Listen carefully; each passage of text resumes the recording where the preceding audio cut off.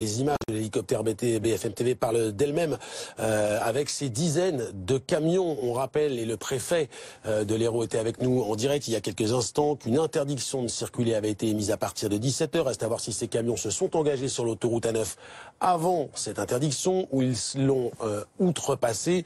En tout cas, la conséquence est très claire. Des dizaines de camions en file indienne et certains en portefeuille, ce qui rend évidemment extrêmement compliqué l'évacuation de ce tronçon. Virginie Ilson est avec nous. Virginie, on voit très clairement désormais les abords de cette autoroute A9 sont encore blancs, mais dans un sens, eh bien c'est désormais le goudron qui est visible. On va vers une amélioration en tout cas. Exactement, une belle amélioration même si c'est vrai que la perturbation est accompagnée d'un net redoux, avec donc des températures en hausse, ce qui signifie que la neige a laissé place à de la pluie, de fortes pluies même sur l'ensemble du Languedoc-Roussillon actuellement. Par exemple du côté de Agde et de Béziers, il est tombé 3 mois de pluie en l'espace de 24 heures. Et sur l'Hérault, d'une manière générale, il va pleuvoir encore jusqu'à la fin de la nuit prochaine. On pourrait relever sur ces zones 100 à 150 mm de pluie.